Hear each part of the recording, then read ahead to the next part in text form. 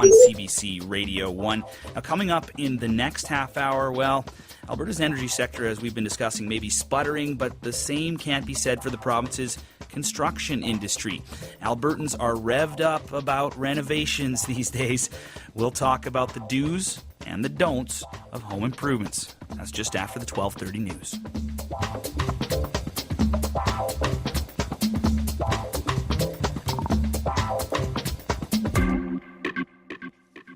Well, home renos, they can be a giant headache and a huge money pit, but do they have to be?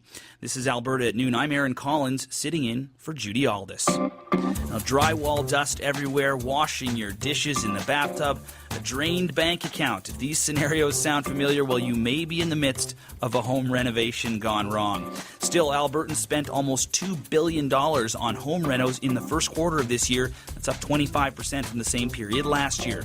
So if you're busy renovating, we want to hear from you. If your reno's on schedule and going according to plan, let us know.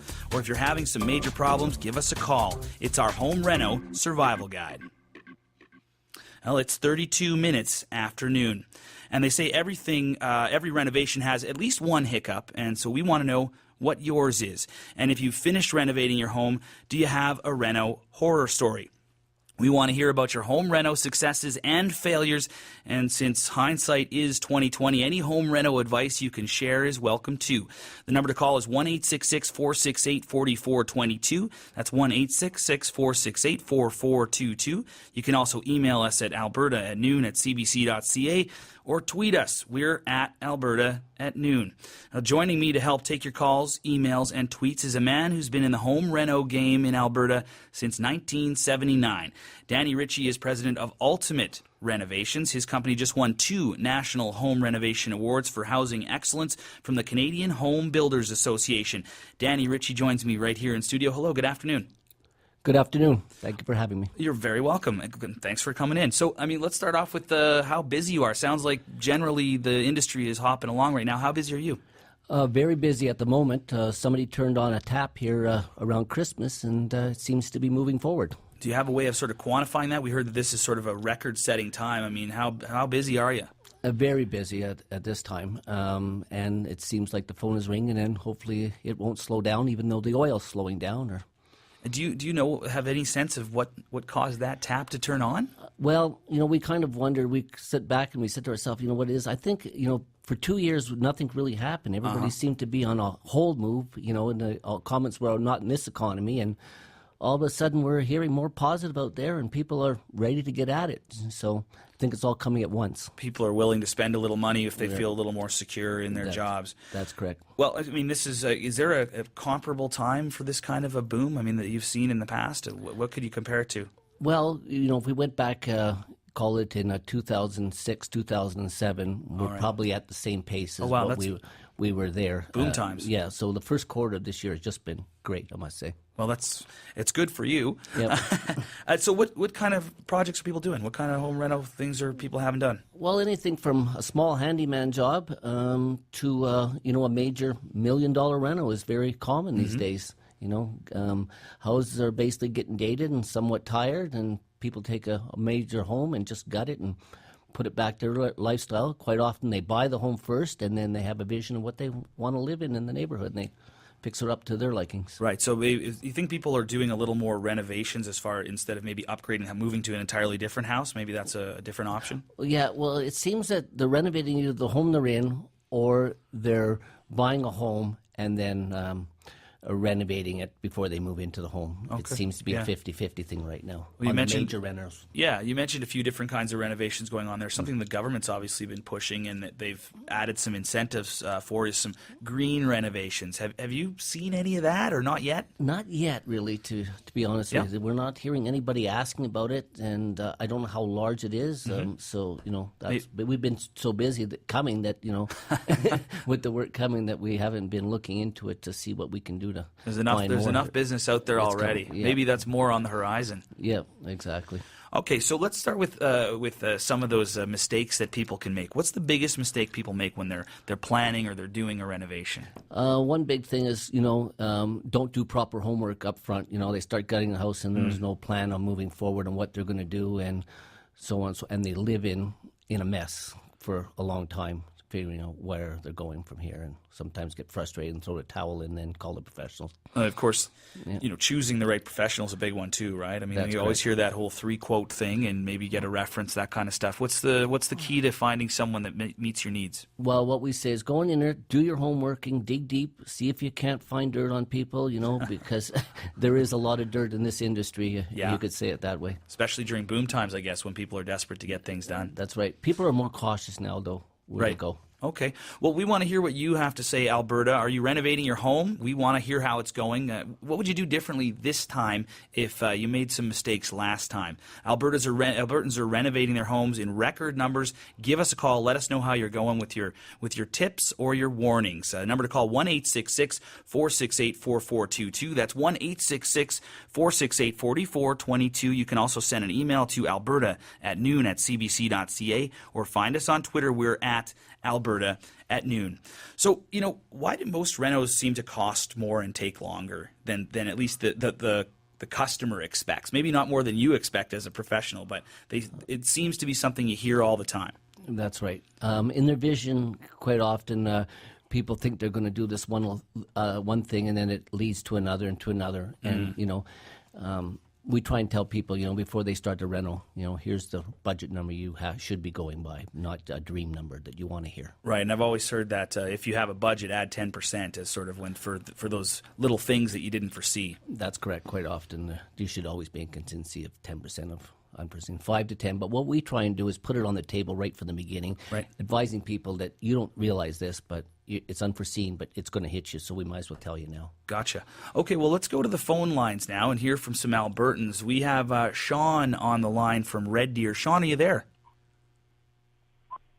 Hello. Yeah, I'm here. Hi, Sean. How are you today? I'm good. How are you? I'm good. Thanks for calling in. Have you got a renovation story or comment for us? Yeah. So it happened about a year ago. Mm-hmm.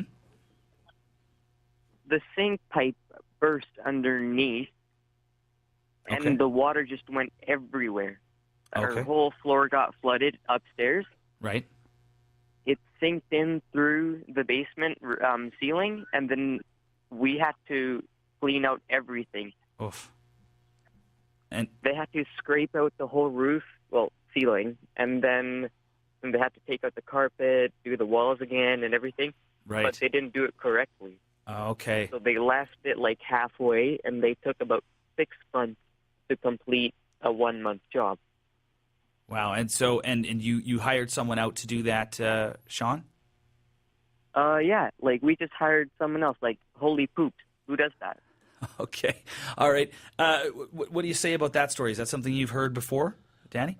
Yes, very, very common. Water is, can be a very damaging thing. So, it can be as bad as a fire in a home sometimes, the damage that it can cause. So, it's just when you hire that person, you got to do the good homework to find the right person and check the track record. Is there anything that we homeowners or even renters should be checking regularly as far as water? I mean, he says a pipe bursts below the sink. Is there any way to prevent that so you don't get in a mess like that, or is it just sort of wear and tear? That's one of those things that happen, Yeah. It's just with age, and like I say, you can't tell when it's going to happen.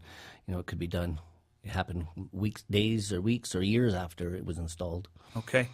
Well, we want to hear any kind of renovation story you've got out there, Alberta, good, bad, or ugly. Give us a call. Number is 1-866-468-4422. That's 1-866-468-4422. Or maybe you want some advice on your upcoming renovation. We've got the expert here, Danny Ritchie. You can also send us an email to alberta@noon@cbc.ca or find us on Twitter @Alberta@Noon.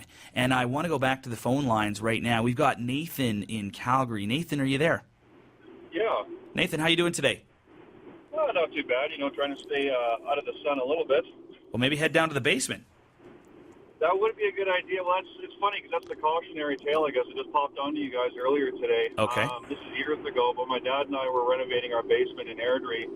It's funny that Danny should mention, you always want to make sure you have that plan walking into things. And we ended up tearing into the floors, getting into the concrete, just about to start the work, not realizing that the house foundations had actually sank a bit. So we ended up having to bring in a contractor, ended up putting new support poles in the basement, revamping the whole design of the basement before we could even start. We're talking months of work here in a brand new home with a young family that just moved into town. Well, that sounds like a bit of a nightmare. Thanks for the call. Danny, how often is that the case where, someone's trying to do something themselves and they end up, making a mistake that ends up costing them down the road? Well, quite often, they'll get halfway and realize their mistakes as they're going through it, and then, by that point, they have to bring in a call, then start fresh again, and that does happen, quite often. Or they hire a contractor, and he does the same thing, doesn't know what he's doing, right, and walks away. How common are those foundation issues here in Alberta? Not that common, not, especially I think the gentleman said it was a new house, so at the end there, but it shouldn't. We have what we call the Alberta New Home Warranty Program, right, which to build a home here in this province, you must have a warranty program of some type. So if the house was that new, that should have been under a new home warranty program, I would assume. Right. Well, a lot of Albertans out there doing some renovations right now. We want to hear from you. Good, bad, or ugly. Let's have your renovation stories. Or if you need a little bit of advice, we've got Danny Ritchie from Ultimate Renovations on the line here to field your calls. And just give us a call. Number 1-866-468-4422. That's 1-866-468-4422. You can also send an email to alberta@noon@cbc.ca or find us on Twitter @Alberta at noon. And we have Susie on the line from Edmonton. Susie, are you there? Yeah, hi there. Hey, how are you doing today? I'm well, thank you. And yourself? I'm doing okay. You got a reno nightmare or maybe a success story for us? I wouldn't call it so much a nightmare. I would call it a success in the making. It's just slow. All right, well, tell us about it. Yeah, it's basically just a caution. When you're starting a reno, be very, very cognizant of project creep. And what you intend to be a simple project can quickly expand into much, much more. About 18 months ago, we started renovating a kitchen.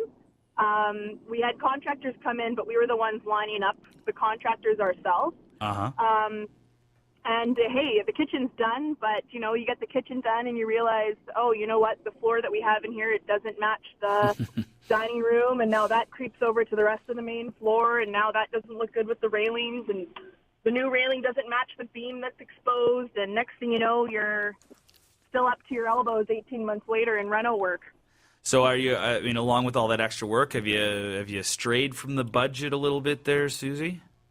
I would say definitely. Yeah, I would say definitely. Yeah. Another comment would be when it comes to materials, buying cheap definitely isn't worth it. Okay. Well, you know what? Thanks very much for the call. When you give us a call back when you add up those receipts and we see how much over budget you went. Danny, a couple things to unpack there. How often do projects go over budget and have that little bit of project creep? Well, that project creep is very interesting. It happens all the time. What happens, people think, oh, I'm just going to do my kitchen, and okay, we'll worry about the cabinets that are against that entertainment fireplace wall over there. That'll be okay. And we try and go in and educate people and tell them that, you don't realize it now because you're all somewhat in the old, but as soon as you put new beside old, no matter what part of the house, it just carries and carries through, and then people either stop and be disappointed because they couldn't go that far, or they don't start, and we try and be upfront right at the beginning and educating people in that matter. She also mentioned that beware of buying cheap materials. I mean, they can be appealing when they're so much cheaper, but what's right. The risk there? Yes, very common. Like us, people will buy the cheapest taps they can find and thinking they're saving money. Well, saving money on the cheapest taps sometimes is not the best thing, because those things can break very easily. And when water, as the first gentleman called me before, he had a flood. Well, sometimes that's what happens when you buy just plastic guts inside of taps. Right.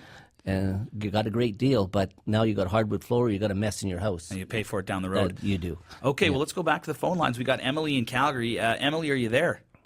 Yes, I am. How are you doing today, Emily? Pretty good. Good to hear. Do you have a renovation story or a question for us? Stories. My husband and I refinished the exterior of our house this year and repainted a clay tile roof. Oh, okay. And you really need to be careful because this is such an unregulated contractor renovating space. And, even though you get several quotations, you might like somebody and then you see a bad review on the internet. Well, you should probably believe them. My husband actually confronted a contractor about a bad review, went with the contractor. He did almost all the work, almost. But now, no website, no answering the emails, no answering the telephone. Fly by night. Yeah, and then we also are having our deck refinished, and of course you get 2 or 3 quotations, you go with somebody, they want a 50% down deposit, and now it's 6 weeks later, and the product's not in, and I'm not sure when I can do it, and it's super frustrating to start over again. Well, I see Danny nodding his head there, shaking his head. What about, was it that 50% down payment? Is that a red flag? That's a big red flag. That's Peter to Paul, if you could say it that way, have to pay. I always, and we do, is we really haven't given anybody anything when we sign a contract except service to get to that position. We have, what people have to watch, we ask for a 10% deposit to be caught. And I think that's all people need to get started, and it should be milestones as the project is proceeding. So at electrical walkthrough, you would probably pay another thing, your ceiling texture in the next payment, your countertop. So you should have on a major job of a 4-payment thing at milestones. And that should be set right up at signing the contract when those are going to happen, etc. And you heard Emily tell a story there about one of her contractors kind of disappearing. The website's down, and there's no way you get in touch with them. How can you protect yourself from that? Because you hear that a lot too. Yeah, well, like I say, do good homework on the person. Check to see if he's got all his credentials right through. And typically, there's going to be a red flag that's going to come up if there is something wrong. If you do the proper homework, as we say. Good stuff. Let's go back to the phone lines. We've got lots of people waiting on the vine to talk to Danny. We've got Richard in Calgary. Richard, are you there? I am. Richard, do you have a story or a question? A bit of a story. I'm actually in the process of replacing my front door and side light. And I went out and got 3 different quotes, and I was a little surprised by the third quote that came in was actually double the cost of any other quote I received. And they're all pretty much quoting the same door. In essence, they all go to the same manufacturer. But what I found most interesting is on this third quote, when I looked at the T's and C's of their proposal, I was rather surprised in the fine print that they're basically saying that if the door is installed but doesn't work, I have to pay them 100% of the fees, and then I have to go do a warranty claim with another side of their business. And then the other aspect of it was that if we had any legal concerns, if I didn't like what they did and decided to take some legal action, their T's and C's stipulated that I would be responsible for all their legal costs. So I guess my word of warning is just to make sure that you do read the T's and C's of the contract, because I think most of the times I don't get to that level of detail myself. But this time I decided to make sure I read them, and I was quite surprised with what one contractor was requiring me. Okay, Richard, thanks very much for the call. Danny, what do you think about that? Well, to be honest with you, I've never heard of that being that detailed in a quote, saying that they're not going to cover this and that, especially when they're trying to make a sale. Right. So don't know what to say. And if he's the most expensive one, well... Cross him off the list, maybe. If he's the most expensive and maybe he's not doing very well out there, or she, we don't know. All right, well, let's go back to the phone lines. We got Cheryl in Calgary. Cheryl, do you have a question or a reno story for us? I do. We've redone our entire top floor. We've also redone our backyard, including putting a garage in.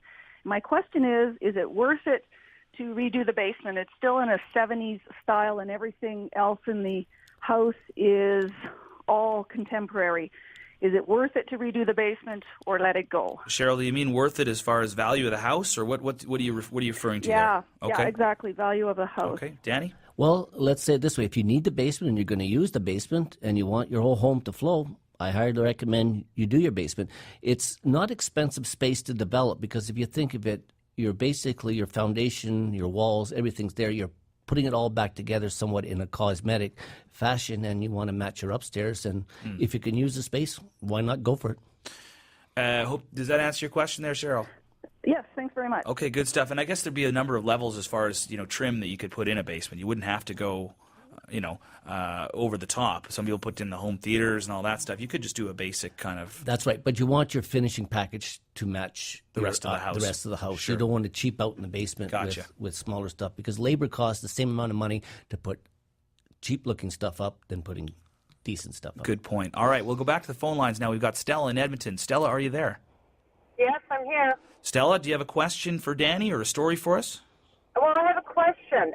So repairing a foundation, and we had just completed renovations in the basement, and then the foundation cracked. The home was built in the 80s, and so two completely different quotes, two really solid companies. One is approaching it from the interior of the home to repair the foundation, and the other one, the exterior. One quote, and there's 3 times the price difference. Don't know how to approach this. Well, we've done it from both sides of it, the wall. If you can do it from the inside, I would say it's more economical. Plus, you don't disturb all your landscaping and digging all the way around your house. So, if you can correct it from the inside, I think that's the best route to go. And we do a lot of that. Stella, does that answer your question? No, because from the inside is actually 3 times more expensive than what they're saying to do it from the outside. Yeah, probably because the basement's all finished. That's correct. Yeah, okay. So then it may make more sense to approach it from the outside, Okay. Yeah. Okay. Okay. Thank you. Great. Thanks very much for calling, Stella. And we're going to keep with the phone lines. We got quite a few people waiting in line here. We got Barbara in Edmonton. Barbara, are you there? Yes, I am. Barbara, do you have a question or a renovation story for us? I have a renovation story, which still is not finished. I ordered cabinets last May, and I was told they were going to be coming in 6 or 8 weeks. They never came. I went to the company several times. Finally, in October, they arrived with part of the cabinets, demanding full payment. I'd already given them 50%, and I said no, not until the cupboards are installed. So October they started, then they finished because they didn't have all the cupboards. They came back in December, put up cupboards, and I noticed that there were a lot of flaws with the cupboards. Later on, the cupboard doors are shrinking. It's a total mess. My kitchen is a total mess. I've now had to get a lawyer, and I'm nowhere. I'm out of pocket with money, and I'm left with a mess. Danny, there's that 50% number again. Is there anything that she can do? Yeah, it's a tough one. There's not much. You just got to go hard on it and, make phone calls, go to Better Business Bureau, go to Consumer Affairs, and see what you can do. But it happens so often. I hate to say it. I think there's more horror story renovations out there than there are good stories, And we see it. That red flag should come up to everybody when anybody's asking for money and they haven't performed anything yet, really, besides putting a quote together and ordering some stuff up. We don't believe it's the right thing to do is pay 50% down. That seems For like what the big reason? takeaway there is make sure that the people aren't asking for money before they've done anything. Well, let's go back to the phone lines. We just got a few minutes left here. We got Robert on the line in Pigeon Lake. Robert, are you there? Hey, yeah, we started our reno back in, we bought our house, and it's like, whoa, we need a dishwasher. And hold on here, let me get off the speakerphone. Okay. Are you still there? Yeah, we're still here, Robert. Aren't you the dishwasher? So we go to put the dishwasher in, and it's an old house, so the countertop is 2 inches shorter than the dishwasher is. So to put the dishwasher in, we got to change the countertop. So then we do all that, and then I go to put the dishwasher in. I hadn't taken it out of the box. Well, the dishwasher's the wrong color. So I tell them to come get it. They don't come get it. They bring the other one. So I get a 2-for-1 dishwasher deal. Then I have to do the whole kitchen. And the kitchen turned into knocking out a bedroom and turning the attic into a new bedroom. Well, what do you need to do the attic for, Robert? What does that have to do with the kitchen? Well, it was right next to the kitchen, and there were the stairways to heaven, eh? They went nowhere. And the guy we bought the house from was growing weed in it. Well, yeah, no, that's a whole bunch of plants or fan leaves up there, and So we figured we'd turn it into a bedroom. Sounds like a heck of a job, Robert. Thanks for sharing your story. We got a couple minutes, so I want to try to fit a couple more calls in. We got Allison on the line in Calgary. Allison, do you have a quick story for us? Hello, yes, I do. The story I have is my husband and I started renovating a home back in October of 2016, and what ended up happening is we had hired a general contractor to do the work, but we quickly caught on to his situation where he was kind of upcharging. The trades were doing the work, and then he was double charging on top of that. We've had probably about 40 different trades through our house. Some of them have been just absolutely amazing. What we found out was the trades that we had hired that came as referrals from other trades were probably the best trades that we had. That's proud. Thanks very much for the call, Allison. Is that a good piece of advice? If you like a trade and they have someone that they want to refer, should you go with that, Danny? Yes, yes, exactly. If a good tradesman you're having good experience with, and he recommends, for an example, the plumber recommends electrician that he's worked with, and he's quite doing you a good job, you do take that recommendation. Okay, good stuff. We're going to try and squeeze one last call in here. We've got Isher in Edmonton. Isher, are you there? Hello? Yeah, Isher is here. Hi, Isher. Do you have a question or a comment on renovations? Real quickly, we've got about a minute left.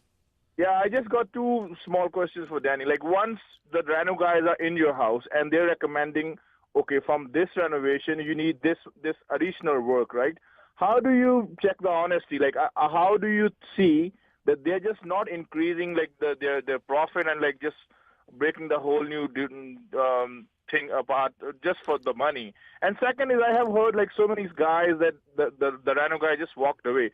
Yep. Is there no bound, like, no legality to hold them? Like, they're so free that they tear your house apart and then just walk away? Gotcha. We got your questions, Isher. Now we got 20 seconds to get Danny's answers. Okay, well, everybody, if you have a business license in the province of Alberta, they must have a bond. So you can go and they have a bond, and you can go after the bond is what you can do if they've walked away on you, because they are not allowed to take a deposit from you unless they are bonded. Okay. All right. Well, that's all the time we have. Obviously, a lot of renos going on, a lot of renos going sideways as well. I want to thank Danny Ritchie of Ultimate Renovations for joining me this half hour. Very, very big thanks to him. Also, thanks to Ron Kneebone for helping us sort out the province's books earlier in the show. And as always, a huge thank you to everyone who called, emailed, or tweeted to the show today. We're very sorry if we didn't get you on. Now, on the next Alberta at Noon, does the heat have you worried about your garden? Well, never fear, our gardening expert Kath Smythe will be here to tell you how to help your plants handle the heat. I'll hope to hear from you then.